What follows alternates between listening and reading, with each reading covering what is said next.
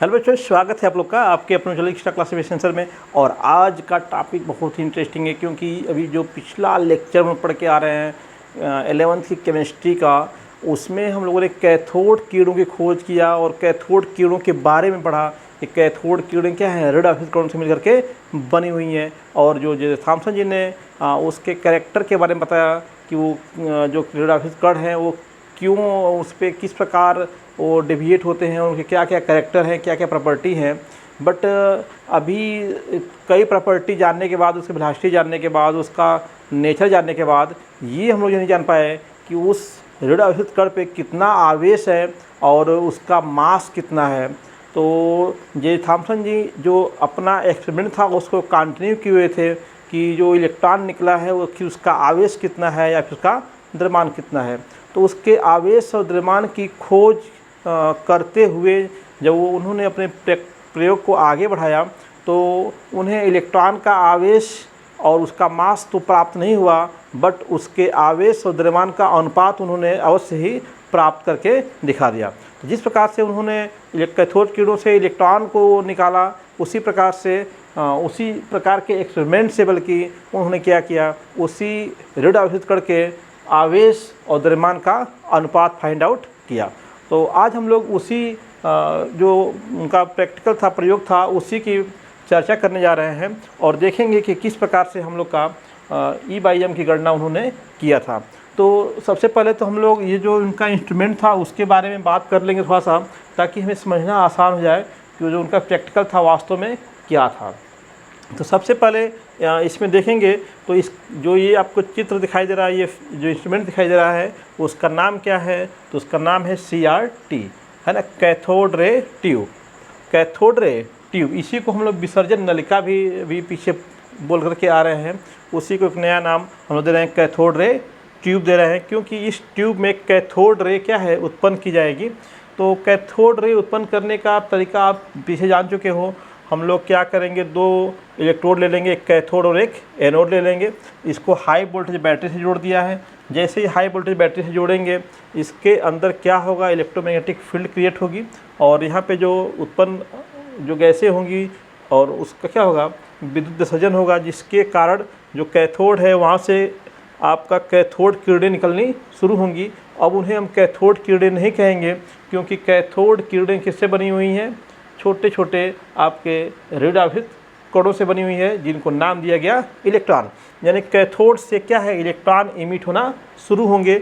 और यहाँ पे हम लोग रखा हुआ है एनोड, ठीक है। और एनोड कैसा होता है, पॉजिटिव, कैथोड कैसा होता है, नेगेटिव। तो यहाँ से इलेक्ट्रॉन निकल के आ रहे हैं।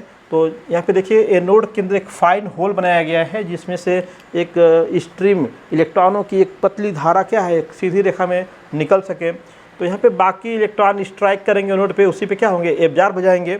लेकिन आपका जो इलेक्ट्रॉन आपके इस होल से होकर के जाएंगे वो क्या होंगे, इससे क्या करेंगे, पार करेंगे और पार करते हुए आएंगे। तो यहाँ पे जो CRT का ये जो आप देख रहे हो एंड है ना, कांच की नली है, इस पे जिंक सल्फाइड का क्या लगाया गया है, पेंट लगाया गया, पर्दा लगाया गया है, जिस पे इलेक्ट्रॉन जब आके स्ट्राइक करता है तो हरे रंग की स्फुरदीप्ति क्या है, उत्पन्न करता है और पहचान होती है कि इलेक्ट्रॉन कहाँ पे टकरा रहा है। इसके बाद उन्होंने क्या किया, इस जो CRT था उसमें उन्होंने अलग अलग तरीके से देखा कि हमारा जो ये रेड ऑक्साइड कण है किस प्रकार से डेविएशन शो कर रहा है, क्या उसके मास या उसके वेलोसिटी से किस प्रकार से रिलेटेड है, किस प्रकार से परिवर्तन इसमें हो रहा है। तो इसको जानने के लिए उन्होंने क्या किया, सबसे पहले उन्होंने आपका क्या लगा दिया, इलेक्ट्रिक फील्ड लगा दिया, इलेक्ट्रिक फील्ड अप्लाई किया उन्होंने, इलेक्ट्रिक फील्ड अप्लाई किया। आप जानते हैं इलेक्ट्रिक फील्ड अप्लाई करेंगे तो इलेक्ट्रिक फील्ड अप्लाई करने के लिए हमें क्या चाहिए, एक पॉजिटिव प्लेट चाहिए और क्या चाहिए, एक नेगेटिव प्लेट चाहिए। अब यहाँ पॉजिटिव नेगेटिव प्लेट का मतलब बस इतना ही है कि यहाँ पे जो धातु की प्लेटें लगाई गई हैं उन दोनों को क्या है, एक प्लेट को बैटरी के धन सिरे से जोड़ दिया गया है और एक प्लेट को क्या है, बैटरी के ऋण सिरे से जोड़ दिया गया है। तो जैसे ही धन से जोड़ेंगे ये प्लेट कैसी हो जाएगी, धन आवेशित, ये ऋण से जोड़ेंगे तो प्लेट कैसी होगी, ऋण आवेशित। यानी कि इलेक्ट्रिक फील्ड बनाने के लिए हम लोग को धन और ऋण प्लेट की ज़रूरत थी। बैटरी से जोड़ते क्या है, धन और ऋण प्लेट क्या हम लोग की तैयार हो गई, धन और ऋण प्लेट आपकी तैयार हो गई यहाँ पे। अब जैसे ही ये धन और ऋण प्लेटें तैयार होंगी। आप जानते ही हो इलेक्ट्रिक फील्ड में जब कोई भी आपका आवेशित कण गति करता है तो उस पर क्या है, इलेक्ट्रिक फोर्स वर्क करेगा। इलेक्ट्रोस्टैटिक फोर्स क्या उस पर वर्क करेगा, और वह फोर्स किस प्रकार से वर्क करेगा। हम जानते हैं कि हमारा जो यहाँ पे कण है इलेक्ट्रॉन, उस पर कैसा आवेश है, ऋण आवेश है, जो कि पहले ही प्रूफ हो चुका है। तो यह इलेक्ट्रॉन क्या होगा, ऋण आवेशित होने के कारण पॉजिटिव प्लेट की ओर मुड़ेगा, जिससे वह अपने इस माध्य पथ से क्या होगा, थोड़ा डेविएट हो जाएगा, और ये डेविएट होकर के क्या है, किसी पॉइंट बी पे जाके क्या है, स्ट्राइक करेगा, इस प्रदीप्ति वहाँ पे उत्पन्न करेगा, जिससे मालूम चलेगा हम लोग को कि कण क्या है, अब सीधे न जा करके इलेक्ट्रिक फील्ड लगाते ही क्या है, पॉइंट बी पे जा रहा है। अब हम लोग क्या करते हैं, इस इलेक्ट्रिक फील्ड को हटाते हैं और एक हम लोग मैग्नेटिक फील्ड लगाते हैं। क्या लगा दिया हम लोगों ने, मैग्नेटिक फील्ड। मान लीजिए कि ये इलेक्ट्रिक फील्ड हटा दी गई है, बंद कर दिया गया, बैटरी को बंद कर दिया गया है। तो ये हम लोग का जो यहाँ पे मैग्नेटिक फील्ड लगाने के लिए हम लोग मैग्नेट यूज किया हुआ है, वो उसका यह यन ध्रुव है, और ये क्या है, यस। तो यन ध्रुव और यस ध्रुव आप जानते ही हो, विद्युत बल रेखाएं हमेशा यन से निकल करके यस की तरफ जाती हैं। और जब किसी चुंबकीय क्षेत्र में हम लोग का कोई आवेश गति करता है तो उसके लिए फ्लेमिंग का बायां हाथ का रूल है, जो बताता है कि उस आवेश पे किस प्रकार का बल लगेगा। तो उसमें हम लोग का जो ये मध्यमा उंगली होती है क्या करती है, धारा की दिशा को दिखाती है, विद्युत धारा की दिशा को। ये हम लोग की तर्जनी उंगली क्या करती है, दिखाती है किसको, विद्युत क्षेत्र की दिशा को। और जो हम लोग का अंगूठा होता है ना, थंब हम लोग का, वो क्या दिखाता है, उस पर लगने वाले बल को दिखाता है। तो हम लोग देखो यहाँ पे इलेक्ट्रॉन गति कर रहा है, इलेक्ट्रॉन लेफ्ट टू राइट जा रहा है, और हम जानते हैं कि इलेक्ट्रॉन जिस गति करता है उसके विपरीत क्या है, धारा बहती है। तो अगर हम लोग इस पर विपरीत लगाएंगे ये रूल फ्लेमिंग का लेफ्ट हैंड, तो आपका बल किधर काम करेगा, नीचे की ओर। तो इसका मतलब कि जैसे इलेक्ट्रिक फील्ड को हटा दिया तो मैग्नेटिक फील्ड की वजह से इस इलेक्ट्रॉन पे बल किधर लगेगा, नीचे की ओर लगेगा, है ना। इलेक्ट्रिक फील्ड की वजह अप्लाई किया तो इस पर एक फोर्स काम किया Fe, जो कि ऊपर की ओर काम कर रहा था। और हम लोग अभी क्या किया, मैग्नेटिक फील्ड लगा दिया, मैग्नेटिक फील्ड क्या किया, अप्लाई किया। तो मैग्नेटिक फील्ड अप्लाई किया तो उस पर भी क्या एक फोर्स काम करेगा, ठीक है। उसको हम Fb से शो कर रहे हैं। अगर मैग्नेटिक फोर्स है तो वह फोर्स कैसा होगा, डाउनवर्ड काम करेगा, और हमारा इलेक्ट्रॉन क्या है, डेविएट होकर के क्या है, नीचे की ओर आएगा। किस पॉइंट पे, मान लीजिए सी पॉइंट पे आ रहा है। जब दोनों इफ नहीं होगा, ना इलेक्ट्रिक फील्ड ना मैग्नेटिक फील्ड, तो हम लोग इलेक्ट्रॉन क्या है, सीधे जाकर क्या टकराएगा, ए पे टकराएगा। तो ये आपका तीसरा कंडीशन। जब आपका नौ तो क्या है, इलेक्ट्रिक फील्ड है ना, इलेक्ट्रिक फील्ड भी नहीं है, ठीक है, और मैग्नेटिक फील्ड भी अप्लाई नहीं है, तो आपका इलेक्ट्रॉन क्या जाएगा, इलेक्ट्रॉन सीधे जाएगा। कैसे जाएगा, सीधे जाएगा, सीधे पथ पे गति करेगा, सीधे पथ पर गति करेगा, सीधे पथ पर गति करेगा, वो सीधा जाएगा, बिल्कुल जाके ए पे टकराएगा, ठीक है। तो ये तीन कंडीशन यहाँ पे हम लोग को दिखाई दे रही है। अब देखिए इसमें डेविएशन की अगर बात करें हम लोग, तो डेविएशन किस प्रकार से हो रहा है उसको समझेंगे हम लोग। तो यहाँ पे डेविएशन जो हुआ है बच्चों, देखो यहाँ पे उसके माध्य पथ से मान लीजिए कि ये इसकी मैक्सिमम हाइट यही है ना, यहाँ से डेविएट होना शुरू हुआ है। जैसे ही वो इलेक्ट्रिक फील्ड में अंदर प्रवेश करेगा, अब यहीं से क्या उसका डेविएशन शुरू हो जाएगा, और लास्ट में इस प्लेट के पास से होता हुआ क्या ये ऊपर निकल जाएगा। तो इसकी मैक्सिमम जो हाइट है वो क्या है, वाई है, ठीक है। तो हम लोग कह सकते हैं कि इसका जो किसके, अगर हम विद्युत क्षेत्र की बात करें, विद्युत क्षेत्र के कारण इलेक्ट्रॉन के पथ में ऊर्ध्वाधर विचलन कितना है, y है, ठीक है। ऊर्ध्वाधर विचलन कितना है, y है। मान लिया आपने कि माना ये आपने निकाल लिया, इसको देख लिया कि विद्युत क्षेत्र के कारण इलेक्ट्रॉन के पथ में ऊर्ध्वाधर जो विचलन है, ऊर्ध्वाधर मतलब ऊपर की ओर, है ना, वर्टिकल डायरेक्शन में, वर्टिकल डायरेक्शन में विचलन कितना है, y है, ठीक है। और जो आपकी प्लेटें हैं, ठीक है, प्लेटों की जो लंबाई है, प्लेटों की लंबाई मान लिया कितनी है, यक्स है, ठीक है। प्लेटों की लंबाई कितनी है, यक्स है। और आपका जो इलेक्ट्रॉन जब यहाँ पे इंटर कर रहा है ना, तो इलेक्ट्रिक फील्ड में, विद्युत क्षेत्र में प्रवेश करते समय इलेक्ट्रॉन का वेग कितना हो गया, मान लीजिए कितना है, v है। इलेक्ट्रॉन का वेग कितना है, v है, ठीक है। इतनी बातें हम लोग को प्रैक्टिकली क्या है मालूम हम लोग को है कि इसकी लंबाई कितनी है, ये डिस्टेंस कितनी होगी, यहाँ से जो माध्य से इसकी ऊंचाई कितनी हो तो मालूम रहेगी हम लोग को।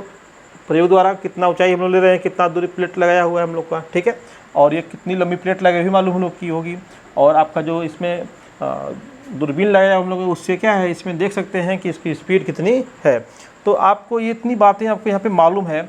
अगर हम लोग ये बात करें यहाँ पे कि प्रवेश करते समय इलेक्ट्रॉन का वेग क्या है, भी है, इसमें देखा जाए तो इलेक्ट्रॉन एक वक्री गति कर रहा है, प्रक्षेप गति। तो जब प्रक्षेप गति आप देखेंगे तो उसमें क्या है, दो प्रकार का वेग आता है। एक आता है हॉरिजॉन्टल वेग, एक आता है वर्टिकल वेग, ठीक है। तो अभी प्रवेश करने से पहले ठीक पहले, प्रवेश करने के ठीक पहले, प्रवेश करते ही यहाँ पे जब तक इलेक्ट्रिक फील्ड अप्लाई नहीं है तो प्रवेश करते समय कहाँ प्रवेश करते समय, विद्युत क्षेत्र में, विद्युत क्षेत्र में प्रवेश करते समय आपका क्षैतिज वेग तो है उसके पास, क्षैतिज वेग तो मान लीजिए कितना है, भी है, ठीक है। परंतु उसका ऊर्ध्वाधर वेग क्या है, 0 है। परंतु ऊर्ध्वाधर वेग क्या हो जाएगा उसका, 0, ठीक है। इनिशियल वेलोसिटी क्या उसकी है, 0 मान लेंगे हम लोग की। उसको जो ऊर्ध्वाधर वेग क्या है उसका 0 है, ऊपर की कोई उसको वेग नहीं मिल रहा है, ठीक है, प्रवेश करते समय, ठीक है। तो यहाँ से अब हम लोग चाहें तो ये आपका जो प्लेट टी है उसको पार करने में लगा समय निकाल सकते हैं। प्लेट को जो है पार करने में लगा समय हम लोग निकाल सकते हैं। तो यहाँ से प्लेट को पार करने में लगा समय t बराबर क्या होगा, आप जानते ही हो समय बराबर क्या होता है, दूरी बट्टे चाल, है ना, दूरी बट्टे चाल। दूरी कितनी है, यक्स, क्योंकि वह यक्स दूरी ट्रेवल करेगा, यहाँ से यहाँ तक की दूरी ट्रेवल करेगा, ठीक है। चाल कितनी है उसकी, भी है। तो आप कह सकते हो t बराबर क्या हो जाएगा, x अपान भी, t बराबर x अपान भी। यहाँ से आप चाहो तो v equal to x upon t भी कर सकते हो, v equal to x upon t. जिसकी ज़रूरत होगी हम लोग उसकी वैल्यू क्या करेंगे, पुट कर लेंगे अपना, ठीक है। ये बात होगी हम लोग की, ठीक है। ये चीज़ निकल के आया हम लोग का। अच्छा, एक चीज़ और हम लोग इसमें बात कर सकते हैं, क्या बात कर सकते हैं, देखो अगर हम लोग यहाँ पे देखें, जब हम लोगों ने इलेक्ट्रिक फील्ड लगाया तो हमारा इलेक्ट्रॉन क्या है, ऊपर जा रहा है। अब हम लोग क्या करें, मैग्नेटिक फील्ड को भी लगा दें इसके अंदर, तो अब हम लोग का दोनों आ गया, इलेक्ट्रिक फील्ड भी आ गया और मैग्नेटिक फील्ड भी आ गया, ठीक है। अब यहाँ पे क्या कंडीशन बन रही है कि जब इलेक्ट्रिक फील्ड यानी कि विद्युत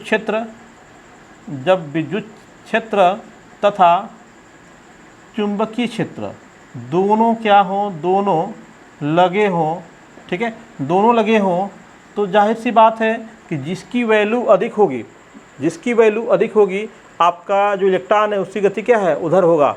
क्योंकि आपका इलेक्ट्रिक फील्ड का फोर्स की बात करें तो इलेक्ट्रिक फील्ड क्या है, ये धन है, ये क्या है, ऋण है। तो इसमें आपका ई की डायरेक्शन क्या होगी, नीचे की ओर होगी, है ना। तो फोर्स किधर लगेगा, ऊपर की ओर लगेगा, है ना। तो यानी कि हम कह सकते हैं कि इस पर लगने वाला जो इलेक्ट्रिक फोर्स है एफ ई, है ना, एफ ई क्या है, किधर लगेगा, पहली बात तो ऊपर लगेगा, ऊपर की ओर लगेगा। इसकी वैल्यू की बात करें हम लोग तो आप जानते ही हैं कि इसकी वैल्यू क्या होती है, ई इंटू ई। तो एफ ई इक्वल टू क्या होगा, ई इंटू ई हो जाएगा। ई इंटू ई किधर, ऊपर की ओर लगेगा, ऊपर की ओर लगेगा, ठीक है। अगर हम लोग चुंबकीय क्षेत्र की बात करें, चुंबकीय क्षेत्र, तो यहाँ पे देख रहे हो कि अभी बताया भी मैंने कि यहाँ से एन से एस की ओर विद्युत बल दिखाए जाएंगे। आज जब फ्लेमिंग का बाएं हाथ का रूल लगाएंगे तो इससे बल किधर लगेगा, नीचे की ओर लगेगा। बल किधर लगेगा, नीचे की ओर। ये इलेक्ट्रॉन इधर जाएगा, धारा इधर जाएगी, तो बल किधर लगेगा, नीचे की ओर लगेगा। इलेक्ट्रॉन किधर आएगा, नीचे आएगा।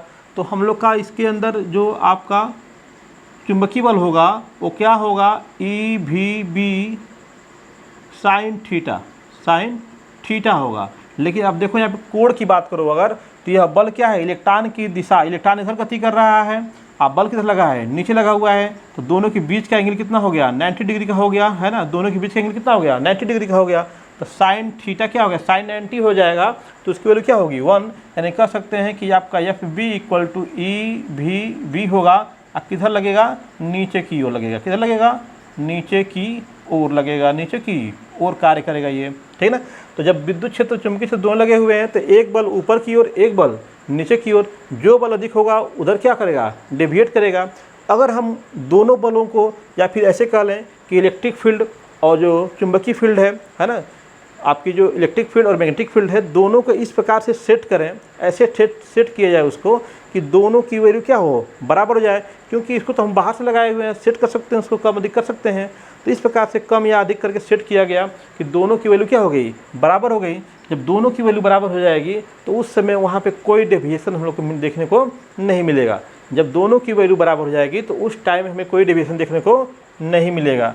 जब ये बोला गया कि जब विद्युत क्षेत्र तथा चुंबकीय क्षेत्र दोनों लगे हैं तथा विद्युत क्षेत्र बराबर क्या हो जाएगा, चुंबकीय क्षेत्र, तो उस समय क्या हो जाएगा, आप कह सकते हो कि E इंटू ई यानी कि विद्युत बल बराबर चुंबकीय बल यानी कि E भी B कह सकते हैं। तो E से E क्या होगा, कैंसिल हो जाएगा, ठीक है। अगर यहाँ से हम लोग V की वैल्यू निकालें तो V इक्वल टू क्या हो जाएगा, E अपान B, है ना। तो ये इक्वेशन यहाँ पे मिला हम लोग को इक्वेशन 1, ये हम लोग को equation number 2, equation 1 and equation 2।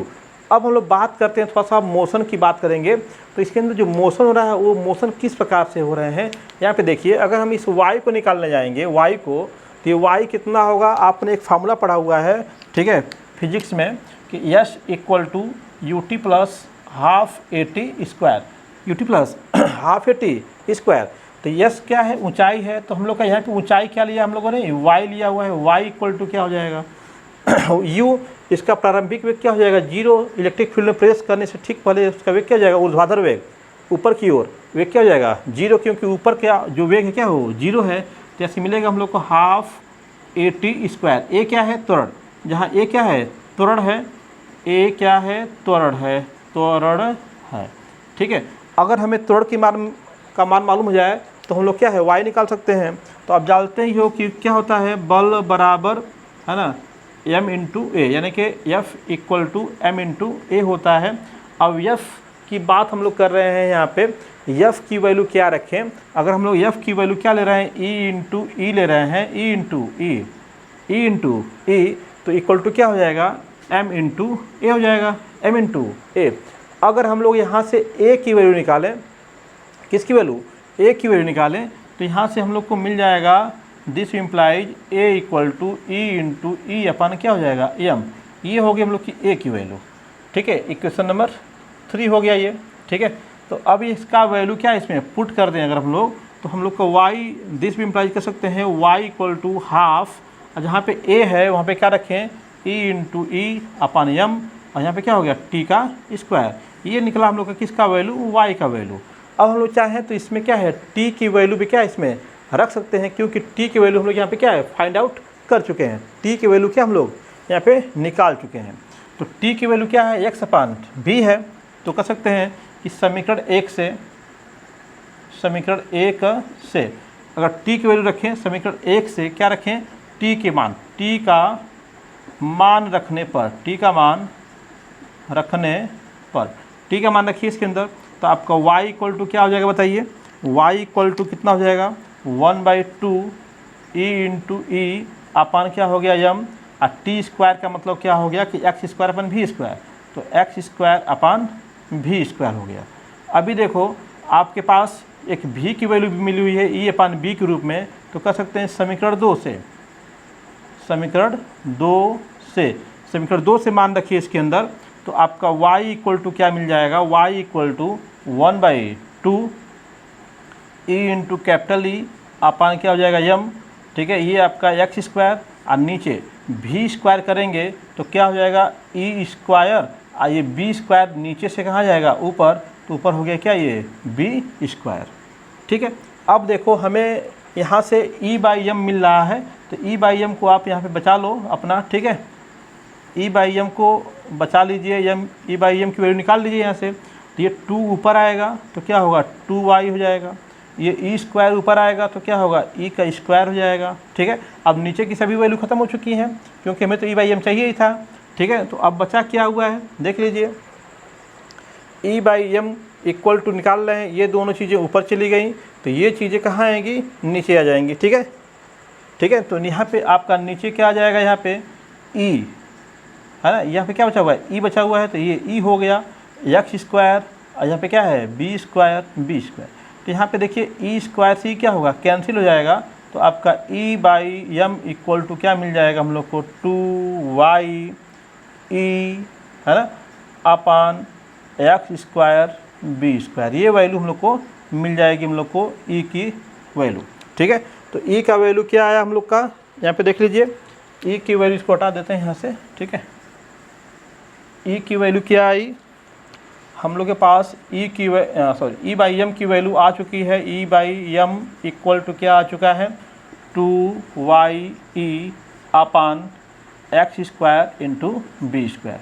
इसमें देखिए आपका y E X and B ये सभी क्या हैं, प्रायोगिक रूप से ज्ञात हैं, प्रायोगिक रूप से क्या है, ज्ञात है।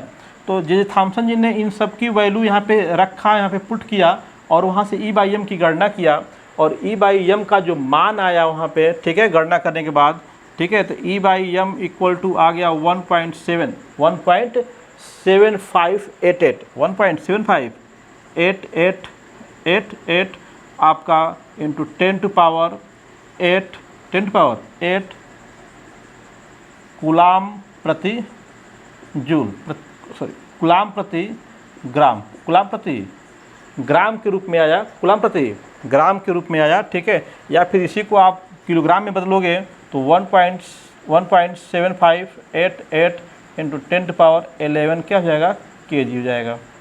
ठीक है ना, ये आपका वैल्यू निकल के यहाँ पे आया था। ठीक है, किसका, ई बाई एम की वैल्यू निकल के आई थी हम लोग की। ठीक है, तो ये आपका एक सिंपल कैलकुलेशन था हम लोग का, किसके लिए, जे थॉमसन का जो प्रयोग था उसके द्वारा हम लोगों ने इलेक्ट्रॉन की ई बाई एम की वैल्यू फाइंड आउट कर लिया है यहाँ पे। ठीक है दोस्तों, तो इलेक्ट्रॉन की लिए जो ई बाई एम की वैल्यू आई, इसकी हेल्प से बहुत सी चीज़ें क्या है हम लोग को मालूम चलती है इलेक्ट्रॉन के बारे में। अब ये जब ये आवेश निकाला, उन्होंने देखा कि किसी भी यहाँ पे किसी भी धातु का इलेक्ट्रोड लिया जाए तो सबके लिए ई बाई एम की वैल्यू क्या रही थी, सेम आ रही थी। किसी भी धातु का इलेक्ट्रोड लिया जाए, यहाँ पे कैथोड जो लिया गया किसी भी धातु का लिया जाए तो सबके लिए क्या है, ई बाई एम का वैल्यू सेम आया। इसका मतलब उन्होंने कहा कि जो ऋण आवेशित कण निकल रहा है वो सभी प्रकार के पदार्थों से निकलता है, और उन सभी पदार्थों में जो निकलने वाला कैथोड रे या ऋण आवेशित कण होता है उसके लिए ई बाई एम का मान क्या होता है, सबके लिए एक समान होता है। और उन्होंने इससे एक ये इम्पोर्टेंट रिजल्ट हम लोग को दिया। ठीक है दोस्तों, तो उम्मीद है कि डेफिनेशन आपको समझ में आया होगा। ठीक है, और फिर इसको एक और तरीके से हम लोग देखेंगे। तब तक के लिए धन्यवाद।